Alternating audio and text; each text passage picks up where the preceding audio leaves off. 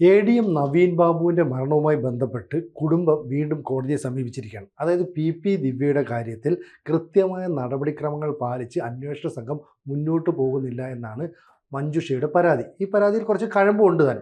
ഈ രീതിയിൽ കാര്യങ്ങൾ മുന്നോട്ട് പോവുകയാണെങ്കിൽ ഈ പറയുന്ന പി ദിവ്യ ഉൾപ്പെടെയുള്ള ആരോപണ വിധേയരെല്ലാം തന്നെ രക്ഷപ്പെട്ടു പോവുകയും നവീൻ ബാബു കുറ്റക്കാരനാണെന്ന് ചിത്രീകരിക്കപ്പെടുകയും ചെയ്യും. ഇതിലേക്കല്ലേ കാര്യങ്ങൾ നീങ്ങുക? തീർച്ചയായിട്ടും ഈ നവീൻ ബാബുവിൻ്റെ ഫാമിലി യഥാർത്ഥത്തിൽ വഞ്ചിക്കപ്പെട്ടത് ആ നവീൻ ബാബുവിൻ്റെ മരണത്തിൽ മാത്രമല്ല, ആ മരണത്തിന് ശേഷം ഉണ്ടായ അത്യന്തം തിരക്ക് പിടിച്ച കുറേ സംഭവങ്ങളുണ്ട്. പോസ്റ്റ്മോർട്ടത്തിൻ്റെ കാര്യത്തിൽ, ആ മുറി അടച്ചിടുന്ന കാര്യത്തിൽ, മീൻസ് തെളിവുകൾ നശിപ്പിക്കുന്ന കാര്യത്തിൽ വലിയ തിടുക്കം. മാത്രമല്ല വളരെ തിരക്കിട്ട് CPM നേതാക്കന്മാർ പത്തനംതിട്ടയിലെത്തുന്നു. പത്തനംതിട്ട പാർട്ടി മൊത്തമായിട്ട് നവീൻ ബാബുവിനെ ഏറ്റെടുക്കുന്നു. എന്നിട്ട് ആ കുടുംബത്തിൻ്റെ വിശ്വാസം ആർജിക്കുന്നു. CPM ഭരണകൂടവും ചെയ്യുന്നത് മുഴുവനും നവീൻ ബാബുവിന് വേണ്ടിയാണ് എന്നൊരു തോന്നൽ തൽക്കാലത്തേക്കെങ്കിലും ഉണ്ടാക്കുന്നതിൽ അവർ വിജയിക്കുന്നു.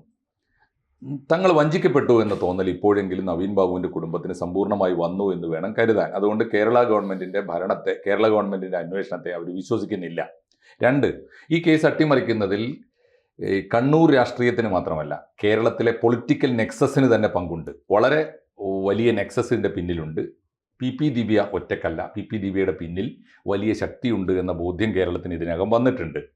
അതുകൊണ്ട് ആ നെക്സസിനെ നേരിടാനുള്ള ധീരത കൂടിയാണ് മഞ്ജുഷ എന്ന സ്ത്രീ ആർജിച്ചിരിക്കുന്നത്. അതിനെയും നമ്മൾക്ക് ഒട്ടും മോശമായിട്ട് കണ്ടുകൂടാ. അതുകൊണ്ട് അവരേറ്റവും ശരിയായ തീരുമാനം അല്പം വൈകിയെങ്കിലും, ആ വൈകുന്നതിന് വലിയ വില കൊടുക്കേണ്ടി വന്നു നവീൻ ബാബുവിൻ്റെ കേസിൽ. എങ്കിലും വൈകിയെങ്കിലും ശരിയായ തീരുമാനം, ധാർമ്മികമായ ധീരമായ ഒരു തീരുമാനം അവരെടുത്തു എന്നതിന് ആ കുടുംബത്തെ നമ്മൾ അഭിനന്ദിക്കണം.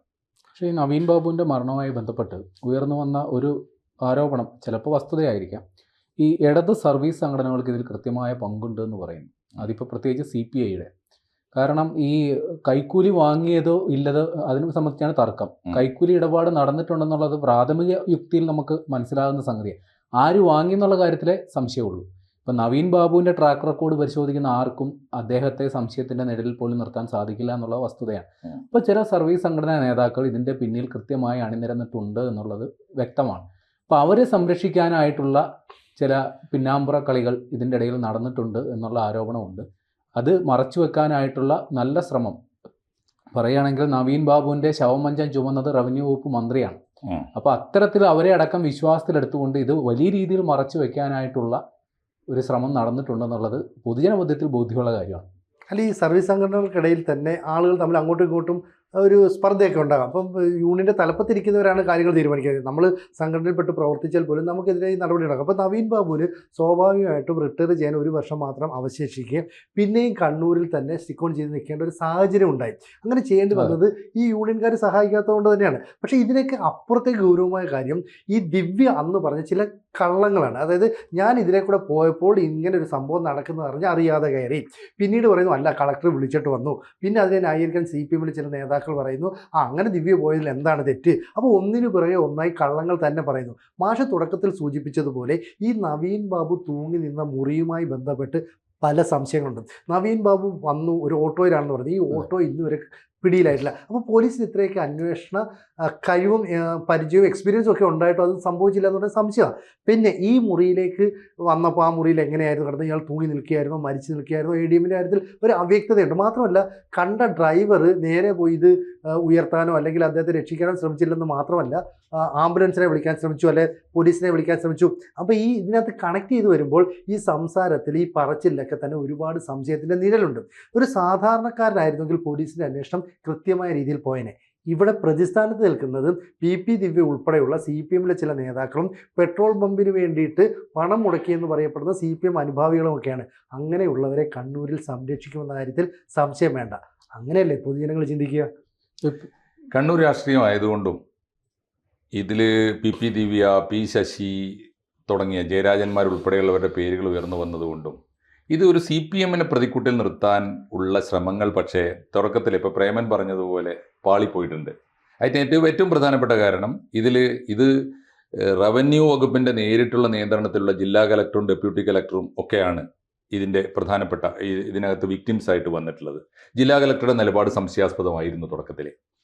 റവന്യൂ വകുപ്പിലെ ഉന്നത ഉദ്യോഗസ്ഥ വന്ന് നടത്തിയ അന്വേഷണത്തിൽ ഞെട്ടിക്കുന്ന കുറേ വിവരങ്ങൾ പുറത്തു വന്നതാണ്. അത് റിപ്പോർട്ട് സമർപ്പിച്ചതാണ്. മാത്രമല്ല അതിനെ ഉപോത്ബലകമായി അതിനെ ശരിവെച്ചുകൊണ്ട് നവീൻ ബാബുവിനെ സമ്പൂർണ്ണമായി ശരിവെച്ചുകൊണ്ടും നവീൻ ബാബുവിന് ക്ലീൻ ചിറ്റ് അല്ലെങ്കിൽ അദ്ദേഹത്തിന് കുറ്റപ്പെടുത്താനാവില്ല എന്ന് പരസ്യമായി പറഞ്ഞുകൊണ്ടും റവന്യൂ മന്ത്രി രംഗത്ത് വന്നതാണ്. പക്ഷേ ആ റവന്യൂ മന്ത്രിയുടെ നിലപാടിനെ ഉൾപ്പെടെ തള്ളിക്കളഞ്ഞുകൊണ്ടാണ് സത്യത്തിൽ കേരളത്തിലെ ആഭ്യന്തര വകുപ്പ് ഈ നവീൻ ബാബുവിൻ്റെ കേസിൽ ഇടപെട്ടത്. മാനം എന്ന് പറയുന്ന ഒന്ന്, അഭിമാനം എന്നൊന്നും ഉണ്ടെങ്കിൽ, നേരത്തെ പറഞ്ഞപ്പോൾ സിനുജി പറഞ്ഞൊരു കാര്യം കൂടി വളരെ പ്രധാനപ്പെട്ടതാണ്. കാരണം സർവീസ് സംഘടനകൾ എന്ന് പറയുന്നൊരു പ്രശ്നം അത് സൂക്ഷ്മമായിട്ട് സർവീസ് സംഘടനകൾ നോക്കുമ്പോൾ അറിയാം. കേരളത്തിലെ പ്രധാനപ്പെട്ട വകുപ്പുകളിൽ പ്രധാനപ്പെട്ട ചില വകുപ്പുകൾ CPI ഭരിക്കുന്ന വകുപ്പുകളിൽ, ഇപ്പോൾ റവന്യൂ, കൃഷി, മൃഗസംരക്ഷണം, ഭക്ഷ്യ സിവിൽ സപ്ലൈസ് തുടങ്ങിയ വകുപ്പുകളിലെ നടക്കുന്ന ഏറ്റവും വലിയ ശീതസമരം അവിടുത്തെ യൂണിയനുകൾ തമ്മിലാണ്. CPM യൂണിയൻ, പ്രധാനമായിട്ട് CPM യൂണിയനും CPI യൂണിയനും എന്ന് പറഞ്ഞാൽ NGO യൂണിയനും ജോയിന്റ് കൗൺസിലും തമ്മിലാണ് ഏറ്റവും വലിയ. KGOAOയും കേരള ഗവൺമെൻറ് ഓഫീസേഴ്സ് അസോസിയേഷനും Kerala government officers gazetted officers ഫെഡറേഷനും KGOAയും KGOFും.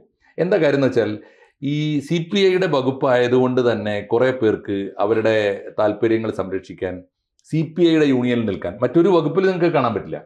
CPIക്ക് കലാകാലങ്ങളിൽ ഇടതുപക്ഷം വരുമ്പോൾ CPIയുടെ കയ്യിൽ വരുന്ന വകുപ്പുകളിൽ ആ സർവീസ് സംഘടനയ്ക്ക് ഒരു മുൻതൂക്കം ഉണ്ടാകും.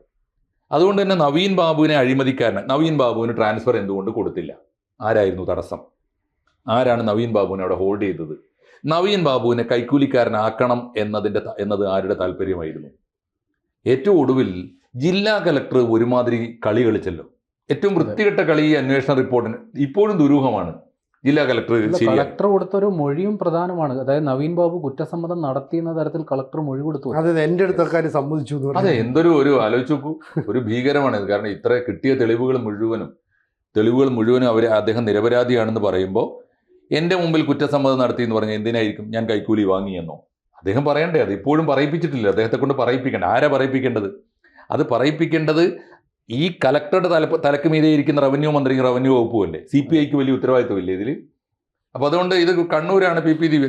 തീർച്ചയായിട്ടും കണ്ണൂർ രാഷ്ട്രീയത്തിൽ PP ദിവ്യയുടെ ഒരു വളർച്ച കണ്ണൂർക്കാരെ അത്ഭുതത്തോടെ കണ്ടതാണ്. ചെറ്റക്കുടിലിൽ അടിസ്ഥാന സൗകര്യങ്ങൾ പോലും ഇല്ലാത്ത ഒരാൾ നോക്കി നിൽക്കേ വലിയ സമ്പന്നയാകുന്നുണ്ട്, വലിയ സൗകര്യങ്ങളിലേക്ക് വളരുന്നുണ്ട്. അവരുടെ സഹോദരനും ഭർത്താവും ഒക്കെ തന്നെ ഒരു ആലോചിച്ചു, പെട്രോൾ പമ്പിന് അപേക്ഷ കൊടുക്കാൻ പോയിട്ട് ഒരു സെൻറ്റ് ഭൂമിക്ക് അഡ്വാൻസ് കൊടുക്കാൻ വകയില്ലാത്തവരാണ് കോടികൾ വില മതിക്കുന്ന പെട്രോൾ പമ്പിന് അപേക്ഷ കൊടുക്കുന്നത്. അതൊക്കെ സംശയാസ്പദമാണ്. മാത്രമല്ല ജില്ലാ പഞ്ചായത്ത് പ്രസിഡൻ്റായിട്ട് അവർ വന്നതിൻ്റെ വേഗത, അവർക്ക് മുമ്പിൽ തുറന്നു വെക്കപ്പെട്ട പുതിയ വലിയ സാധ്യതകളൊക്കെ ഉണ്ടായിരുന്നു PP ദിവ്യക്ക്. പക്ഷെ അതൊക്കെ തന്നെ വളരെ പെട്ടെന്നാണ് CPM അട്ടിമറിച്ചത്. PP ദിവ്യയെ മാത്രം ബലിയാടാക്കിയിട്ട് അതിൻ്റെ പിന്നിൽ വമ്പൻ താല്പര്യക്കളെയും വമ്പൻ സ്രാവുകളെയും കലക്ടർ ഉൾപ്പെടെയുള്ള ഉദ്യോഗസ്ഥന്മാരെയും ഇവരുടെ ഗോഡ് ഫാദേഴ്സ് ആയിട്ടുള്ള മുഴുവൻ രാഷ്ട്രീയക്കാരെയും വളരെ സമർത്ഥമായി രക്ഷിച്ചെടുത്ത് വളരെ കേരളത്തിലെ കുറ്റാന്വേഷണ ചരിത്രത്തിലെ ഏറ്റവും ഹീനമായ, ഏറ്റവും അത്ഭുതകരമായൊരു അധ്യായമായിരുന്നു അത്. മല പോലെ വന്ന് മഞ്ഞു പോലെ പോയി എന്ന് പറഞ്ഞില്ലേ, അപ്പോഴാണ് മഞ്ജുഷയും അവരുടെ കുടുംബവും പൊരുതാൻ തയ്യാറാകുന്നത്. ജയിച്ചാലും തോറ്റാലും അത് കേരളത്തിൻ്റെ രാഷ്ട്രീയ ധാർമ്മികതയ്ക്ക് വേണ്ടിയുള്ള ഒരു പോരാട്ടമായിട്ട് നമ്മൾ കാണണം.